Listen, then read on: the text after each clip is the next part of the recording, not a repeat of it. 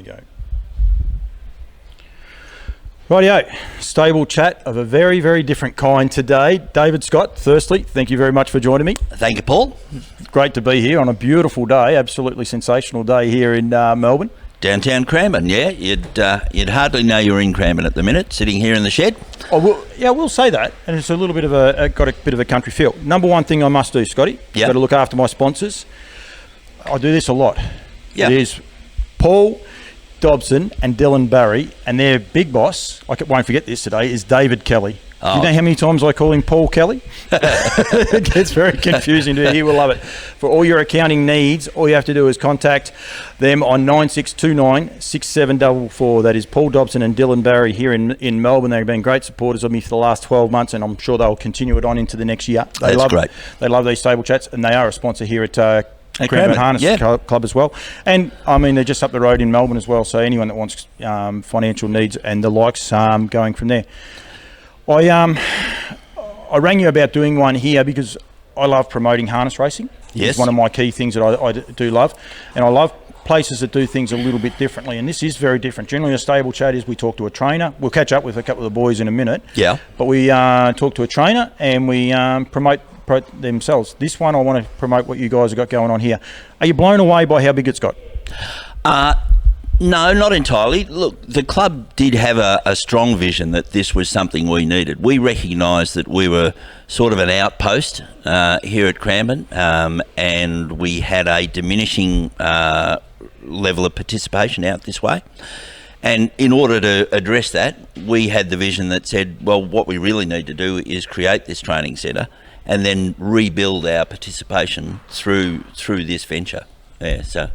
It is one thing noticeable from a person in Central Victoria, and there'll be a lot of people that follow me know, like the rest. We quite often see the field sizes, and Cranbourne gets affected. Warragul gets really affected. It is a little bit of a concern, but a building like this and what Jenny Lewis has got going on up the road are key components of growing harness racing this side of town. They are, absolutely. There's no getting away from you've got to adapt to your environment. Every good business I've ever worked in adapts to its environment and then can sustain itself. And for us, the traffic is the elephant in the room, and people say, well, it's a bugger to get to Cranbourne. Well, we have to make it either easier for people to get here, and we've moved increasingly to a Sunday race profile, or if we don't make it easier, or as well as making it easy for people to get here, we need people to be resident here so that you take travel right out of the equation. And that's what you are getting to. Are you on the board at Cranbourne, or you're just? I'm actually on the president. I'm the president this year. So yeah, I'm sitting. I better sit up a bit straighter and be we better both. Yeah. Did you guys set out to make this place what it is here today? Well, I'm going to start showing people some of the features of the place, but was it the goal to get to where it is now, or was the goal bigger? No, this was our aspiration, 50 accommodation for 50 horses on site, but excitingly, we're moving into a phase now of development that will see us add another 20 boxes in the coming month. Materials are being delivered to site tomorrow, so we start an additional work shed, such as the one we're sitting in, and accommodation for another 20 horses on site. So we're looking to actually increase the facilities here at Cranbourne. I'm going to actually show the shed right now. So I've got the sheds on here, and we're in two stables, aren't we? We're like two sheds. We've got one backing onto the other one, and you can see the cross ties there. These are photos and videos that I took a little bit earlier on in the day. What's her name? Merv Butterworth will be very happy with the deck, Ron. He'll be happy with me showing that. Yeah. But they're a unique shed in as far as the guys use the cross ties. There's a hitch and rail out the other side of me. Correct. And it's all communal, and they have their boxes. There's a horse washers on there. You've got a tea room and toilet facility over there as well. Correct. But it's all, everyone uses their own, but they also have their own designated areas within this shed. Each trainer has their own secure feed and tack room. So in the shed, that's their own. All the keys, all the locks are keyed differently. So everyone has their own secure feed and tack room. And in the same way, the horse accommodation is set up in compounds. And in that way, each trainer is then afforded a secure area for their own horses. I'll actually flick to that one in one sec. I'll shut that off now, and I'll show the yard. So, and this is the part that I found very interesting, is that they have their own areas and they're all the same, which I really love. They're not different in any way. No. They're actually all the same layout, and they're beautiful. They've got trees growing around them. They absolutely look sensational. And here's the video. So that's a lock-in box at the top there, Yep. and then you've got a series of walk-in, walk-out yards. That's it. Going along there, and each one of them's the same, just different sizings. No, yes. Amount of yards. The number of yards to a compound varies from 4 to 8. Yep. But in that way, trainers, if we put them as Dylan Stratford has an 8 and a 6, so he's got a 14 horse setup. Scotty Ewan's got 2 5s, so he's got a 10 horse compound, and that's the way it's structured. And that's the way it should be, and it's good. It's good the fact that you do that. I actually did get pictures of the pad. I haven't put them onto here, but you can see the pad down the bottom, and are they full or are they tentative? No, and I'm grateful that you're here, Paul, because it does give us an opportunity to alert people to the fact that we are now actively recruiting for trainers to the centre. Yep. There's what capacity are we going to have down there? Another 20. Another 20 boxes. Yep. 4 of those have been assigned as of yesterday. Yep. To a young fellow who's taking out his trainer's licence. Won't name him, but prominent young concession driver is moving here with a small team. And that's the beauty of the place. There's a young bloke that, in the absence of a place like this, would say, where the hell am I going to start off? Yeah, well, that's... What am I going to do? And that's one of the things I was probably alluding to, I suppose, a little while ago, is that you have so many other aspects here, not just the training complex, and we've got plenty more to show you in a sec. You've come from a corporate background and the likes. There's plenty of people here to bounce ideas off. Dylan and Scotty both said the same thing. They talk to each other, but they actually talk to other people, and they come back and they can give each other even more going backwards and forwards. So it's a great growing curve, if you like, here. It is, and the committee is a great collection of individuals that have all sorts of backgrounds. The facility itself provides for the trainers to each mentor each other and collectively swap ideas, and they go about training horses, and that's their lot. But there are a number of people on the committee that are ready and willing to offer that sort of mentoring support, be it, how do you register for JobKeeper? Yep. Should I have work cover insurance? Yep. On and on it goes. There are aspects of running a business, and people like Dylan and Scotty are running businesses. And at the end of the day, they need skill sets that extend far beyond just how do I train my next winner. I will say, Kelly Partners, they also do the same thing. They're not just accountants; they actually help, and with the COVID restrictions as well. Don't worry, I'll slip it in any chance I can get. You do that. Don't worry. Don't worry about me. What I might do, I might actually throw, because we caught up with the boys just before. I did a pre-record, so we might actually just go and listen to the boys for a second. We'll come back with we got Treadmill, swimming hole, Walker, plenty more still to showcase, but we'll listen to the boys on their thoughts of this. Great. And we'll be back in probably about 10 minutes, I would imagine. So now, with thanks to Kelly Partners, and thank you very much, boys, for wearing the hats. Catching up with Scotty Ewan and Dylan Stratford, two of the main trainers, or two of the professional trainers here at the Cranbourne Training Centre. It's a brilliant complex, guys. What's the biggest plus size that you guys think individually? You probably couldn't name one particular thing, but if there was a general, just one generalisation, it's probably the ease, or it frees up a lot of time. A lot of the work, the maintenance work, the track maintenance, repair work, we don't have to worry about. So it frees up a lot of time whether you want to work more horses or go fishing. It frees up a lot of time. Scotty, for yourself? Pretty much the same, but I mean, I just like the complex. Like when I used to train back in Adelaide, we didn't have like walkers, your treadmill, and I use the treadmill a lot, so does Dylan, and I think they're a great asset. And even the pool, when the summertime you get the treadmill, they get really hot, and you can walk them through the pool and it cools them down. It's just, and like Dylan said, everything's just at your hand, and you can just work them a lot quicker. You don't have to grade your track or maintain your track, so it does save you a bit of time, and it's good. It's one thing I found about the place, just looking around, and then Dave's telling me how it all works, the lay of the land here works, and I'm like, why wouldn't you want to train here? I mean, it's got so many upsides. Staff would have to be a plus here too, because you've got the Thoroughbred Track next door that you'd have access to getting staff? I mean, it doesn't mean you can get them, but there's a lot more people. One of the biggest things I find travelling around, people can't get staff, especially if you're out on farms. So that would be a little bit negated here. Yeah, and because we're central, we're not rural. Cranbourne's a big town, so there's a lot of people around, and it's a very very equine strong town. So staff is a lot easier, and in terms of just a little bit of casual staff for just helping mucking out boxes, making up feeds, or things like that.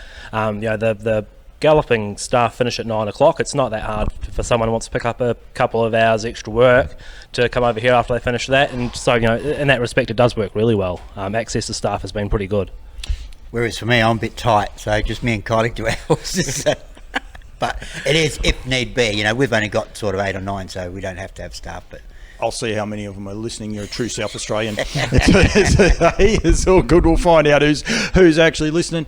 Scotty, you're having a great run. Your horses are going terrific. 2 weeks in a row. You had Saturday night off, just gone at Melton, but prior to that, you 2 in a row with the old boy. You must be wrapped with how they are actually going now. Yeah, I mean, look, he's been here 12 months now, and look, his first 6 months, it's like anything. When you race against those type of horses, you've got to break into it, and he's a good horse. That he's like a footballer. He'll get better if you put him in the A grade, and he'll go with them, and that's what he's done over the last 6 months. He's just got better and better, and I honestly think he's actually still getting better. And these last 2 runs when he won, even the second one surprised me because I thought he'd done a great job, and even last week. We'll give him a quiet run because he did have a bit of a quiet week because I went to Sydney on the weekend and we missed a bit of work, and he still was running 54 and running up behind him. If he got a split, he would have been right there again, so wrapped. You better give some of the punters at home his name. Bulletproof boy. That's better. Mainly because I didn't have it at all. There was nothing there at all. How many do you train? You said it's only you and your partner train them? I got 7, but I got sort of 9. If you're at the paddock, I got 9 altogether with them in and out. But at the moment we're working 7. Yeah. Yep, and that's enough for you, or you'd like more? Nah, 9, 10, and that'll be making life hard for me. Yep, you don't like that by the sounds of you. You do go fishing a little bit. I'm a South Australian, remember? Dylan, your team, you're going okay. You're not winning at Melbourne or Melton on the Saturday nights at the minute, but it's still going okay. Yeah, no, look, we're going really well. My team's still a work in progress. Essentially, when I first moved to Cranbourne 2.5 years ago, we started with yearlings basically. There weren't too many older horses. Out of that crop of yearlings, that are now 3-year-old turning 4, we had obviously Naked Ambition, who's done a fantastic job for the stable. Scooting Around, who's had a brilliant last couple of months. Things are finally starting to click with him. Lakey Lou had a pretty good record before she sustained a career-ending injury. And then the 2-year-olds from this year were. But both of them, the 2 of them, were really big, raw-boned. They both had a couple of starts, but then had a spell, and they're coming back now. So, look, we're sort of building towards every year get a couple of nice yearlings, and sort of that's where we want to head, is just progress with the better horses, and maybe not a lot of massive quantity, but just quality. The Cranbourne Training Centre, they help you guys out. Like, I think generally just working around the place, but also trying to give you horses and syndicate horses out, which must make it a little bit better as well. Yeah, correct. Like I said, I've got 3 syndicate horses, and they're all around the mark, and probably I'd say next season I think they'll be better again. A couple of 2-year-olds I've got now will turn 3, and I think they'll be a nice couple of horses next season. One being Classic Countess, which is in tomorrow night, and also the Falcon Prince.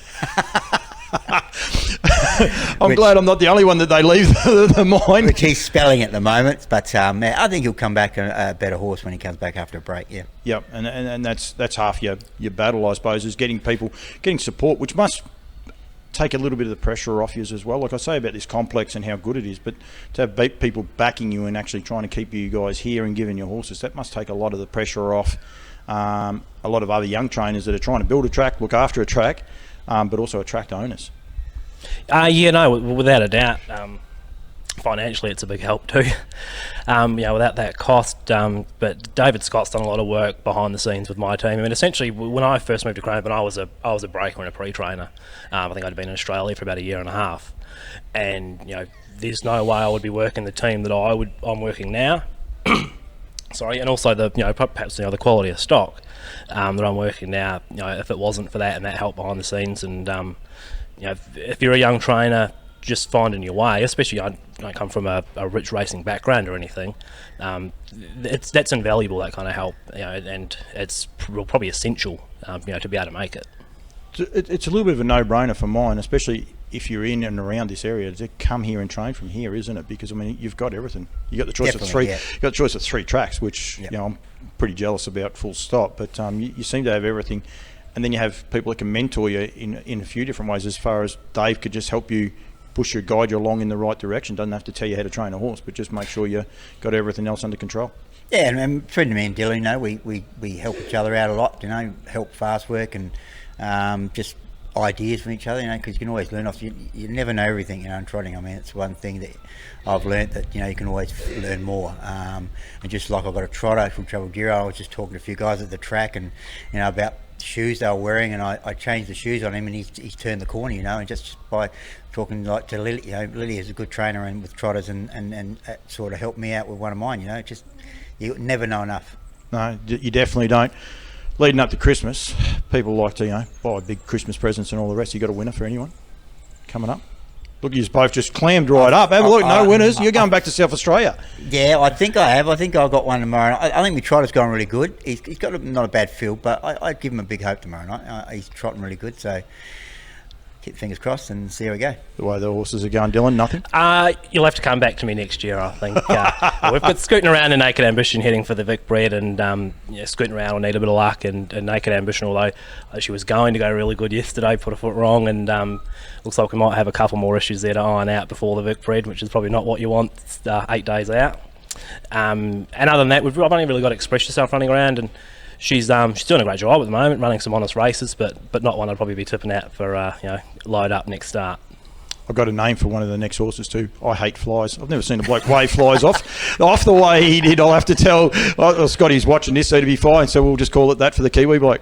I'm trying to keep my hands still. You didn't. When you watch it later on, you're going to be like, "Oh man, did I do that?" Told me a while back. He goes, "We have flies in New Zealand, but they don't attack you like these bloody things." Australia has the worst flies in the world.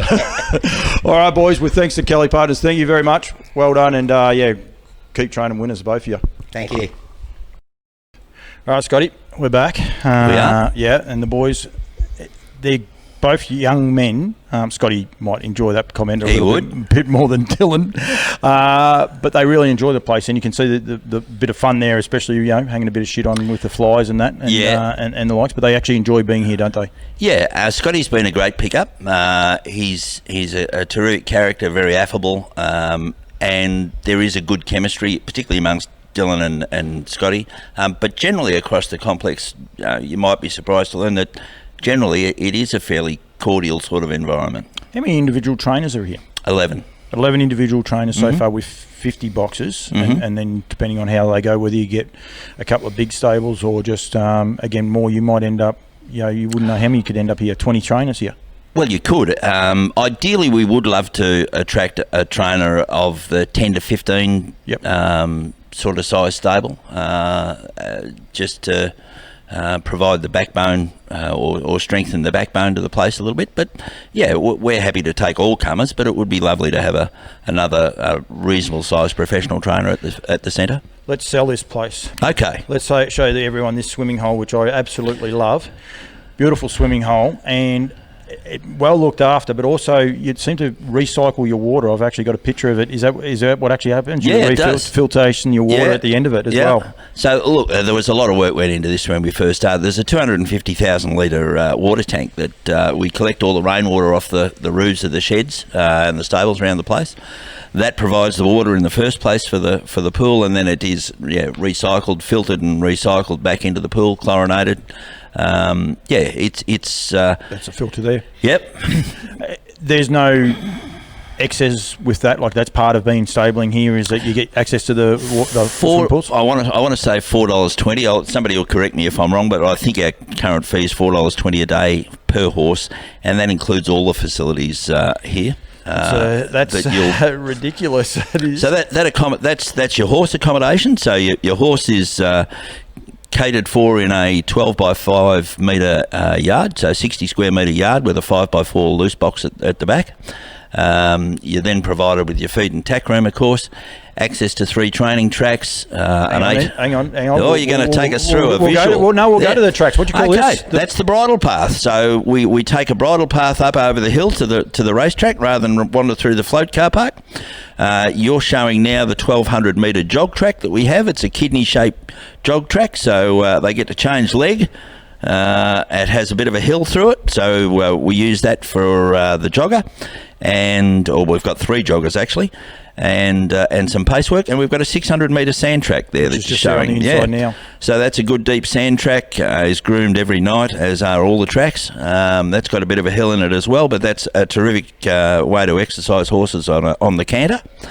And you also then still have access. I don't actually know where I've ended up putting it. Oh, there it is, right there, to the actual Cranbourne Harness Racing Track as well. Yeah, which so is right there, basically the same spot. Yeah, 945 metre racetrack. Again, prepared each evening over summer, warded 3 mornings a week before track work, and access to that track as well. So plenty of facilities. At the $4.20, so you don't have to touch a track. You don't have to worry about your tractor not starting. No, you don't have to worry about the water truck not firing up or anything like that. Who paid for the diesel to go in the tractor, or who had the tractor service this month? No, none of that. That's all down to the club. That's included in the 420. Included in your 420.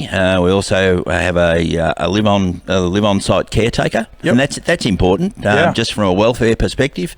Michelle does a lock and unlock each morning and night, and a welfare check on the horses before she toddles off to bed. So that's an important aspect of the offering as well. It takes the pressure off people, and I suspect it also gives people a chance that they can. One of the big problems we can't get away like a lot of people. Whereas exactly, someone like Michelle here, obviously, I hope they slip her a little bit of coin for it, but they can. That's part of our deal with Michelle. So she's engaged by the club to fulfil that role. So that's not down to anyone other than pay your $4.20 a day, and she'll feed them if you need a day off.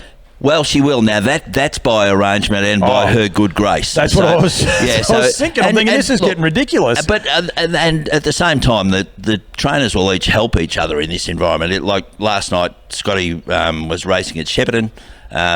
He clearly wasn't here at 4 o'clock to feed up when he'd normally feed up. So one of the other boys tips him in on, and Scotty just comes home from the races and toodles off to... I'll back off home. So at the end of the day, which has got to be enormous. We have got one other thing here. We've got to make sure we show is the treadmill as well, and this is again included in your $4.20, which is ridiculous. It's got to be a great inclusion for the training part. It is. That we were actually fortunate enough to acquire that after, I think it was Cavintet Avenger came out for the Great Southern Star. Yep. And he quarantined in Sydney, and they acquired the treadmill, and that's with some coin from us ended up here, but it's great. It has variable speed, an incline of up to 10%, so that's a great additive. And the other one we just had on there was the walker. I'll actually go through that slide again because it didn't go for that long, but the walker as well, so it's drying off your horses to work in your horses. If you want to just give them a walk instead of doing anything else, it's another great added tool. All these things, a drop punt, and I'm not the biggest kick from the shed. They are. Everything's in it. The centre, the shed is actually right in the geographical centre of the complex, the 5 acres that we sit on. So it's right in the centre, and we work our way out from that with the treadmill, the pool, and the walker and the 4-horse wash in close proximity to the shed, and then the horse accommodation a little further out, and beyond that, our day paddocks. Yep, and that's another thing that when we were inside the track there before, you were saying that there's the potential for some paddocks going out inside there for horses to be able to get out and get a green pick. Yeah, important part of a lot of trainers' regimes, particularly after they've raced and the like. So yes, we're starting work on those straight after Christmas. So 4 half-acre paddocks out there that will rotate. Only ever use 3 at a time, and only ever use the paddocks 4 days a week. But that way we'll keep a fresh pick rather than have them turned to dust in no time. So anyone that's sitting at home saying, "Oh, this all sounds too good," leave your float here in the lock-up car park. Correct. Got joggers. So if you end up with too many horses, you're able to use a jogger if you want to, or you got access to using all of those tracks. Swimming hole, treadmill, walker, shared shed environment, but you have your own designated areas in that area, like anywhere else. At 2 o'clock in the afternoon, someone comes through and sweeps the shed out. So you've got to pick up your own poo, but you'll actually have someone that will actually come through and sweep the shed out for them and do a little bit of other maintenance stuff around the place? Yeah, you asked me that early in the morning when you first got here, and it is important because, look, we as a club recognise that if we have a maintenance individual who does those sort of things, then you haven't got that shared responsibility of, Jesus, that Paul Campbell wouldn't, he was supposed to sweep the shed yesterday and it's just atrocious. And I ended up doing it 2 days in a row. There's none of that, Barney, that you don't want people having to blue over that sort of stuff. At the end of the day, each trainer has worked their last horse, picked up the last piece of manure it dropped, and they're gone. Yep. If it's the races, great. If they've gone fishing, great. Dylan likes his fishing, doesn't he?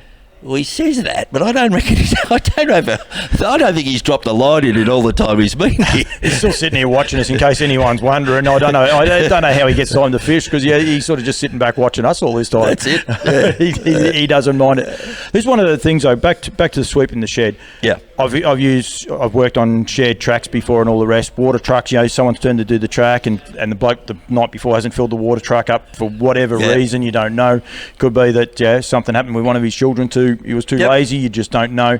You rule all those parts out. So a lot of people don't want to come to a complex because they worry about those things. Most of that's taken away from you. Well, you have to. And if you're going to have people work cordially and cooperatively together, you don't want them to have to, manage those things amongst themselves. So the club manages all that stuff, and the trainer literally is only focused on training his team. Yeah, which has just got to be a godsend.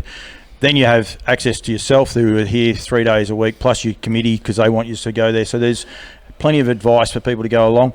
Cranbourne's an ever and growing community and the likes, it's getting bigger and bigger every time I come here. You've got to take a different road to get here because there's more and more houses getting built, which then leads on to the potential of getting more owners as well. There's a bigger community, makes it bigger to grow. Yes, and we've launched Cranbourne Club 21 late last year with that express purpose in mind. 100 people engaged in a syndication of 7 horses. So it's fundamentally a social outlet with harness racing as its sort of cornerstone, but it's not the traditional model of 1 horse, 10 owners, perhaps a yearling that's some time away from the races. So we've used that as another means to increase participation in the area. Just quickly, stable chats are mainly about the horses and all the rest, but the Cranbourne Harness Racing Club, firstly, happy with how things are going, especially post-COVID, I suppose. Well, I shouldn't say post because it is still hanging around. Yeah, it is. Look, I think most participants would be aware that we invested jointly with our racing precinct partners in a gaming facility and bistro here at the centre. Some significant number of years ago now, and that's been a difficult thing for us during COVID because they haven't been going. The hospitality industry has just been cast, of course, and that is a significant source of income for the Cranbourne Harness Racing Club. We recognised, or predecessors to me recognised, John Murdoch, Ray Ladd, Robert Blanche, recognised that we needed an alternate income stream and a substantial one. And so the last 6 months have been difficult with that income stream compromised as it has been during COVID. Yeah, which is the same for everyone. Other than that, though, everything's going good with the club. Every time I go, you're getting more deck put out. You're getting things. Yeah, the facilities are great, and that's again the power of 3. I call it the power of 3, but we obviously share this precinct with the Cranbourne Turf Club and the Cranbourne Greyhound Club. And as I say, the power of 3 enables us to do a whole lot of things at the centre that in our own right we probably wouldn't ever attempt. Plus you can go to councils, governments as a group of 3. You get a little bit more clout than what you would as... Well, you have immediate buy-in. You have immediate traction that people say, "Well, I'm going to spend $1 there, but I'm actually making something work for 3 entities, and I'm going to get 3. Everything's political, of course, but your political return on 3 industry participants or groups of participants all being happy with a spend is a whole lot better than I spent $1 at one particular venue and only had an isolated sort of One other thing that you said there before when we were driving around the track, that there's potential for some more horse activities going forward, going down. I love that, because one thing I find with Campbell's comments is that I want to grow our product. I want to grow the horses. We can't grow our product if we just put a racetrack on and a race meeting and think people are going to keep coming. But if you can see one kid can look over a fence. I know Michelle Phillips, we were talking about before, she fell in love with harness racing horses because the Warrigal Pony Club is on the Warrigal Trotting Club grounds and the likes. That's how she first developed her love affair of harness racing, is watching them. Those sort of things going forward are terrific ideas that you have. That doesn't mean it'll happen, but they're ideas that you're actually looking at, which I really love. There's already been dialogue with a couple of the local pony clubs because of the way the precinct is structured. There is, as you saw, a football field that was once the Cranbourne Footy Club's home base inside the racetrack. The Thoroughbred Racetrack, and just to the outside of the Harness Racetrack, and it has disused club rooms, a footy oval, quite a deal of area around it, and we see the opportunity to actually invite those clubs to run gymkhana and things on a Sunday once a month, and bring people with already invested, at least emotionally, in horses to the centre.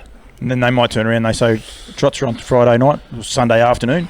We're going to come out to the trots and spend the afternoon out just for something different. Or what's to say that one of those kids doesn't say, you know what, I understand they run pony trots at those things. Wouldn't that be a shame? We can get one kid involved. Yeah. That's all I want, is one extra kid, and I think we're away. Well, I reckon if you had an equine or pony clubs on site in that sort of format, the opportunities to grow that interest genuinely in our sport from a very, very low, from a grassroots level, is a terrific opportunity. It's a bit of a no-brainer. One thing I want to point out too, the Thoroughbred Track is around the outside of the Trotting Track. Everyone would say, you've got to work with the Thoroughbreds.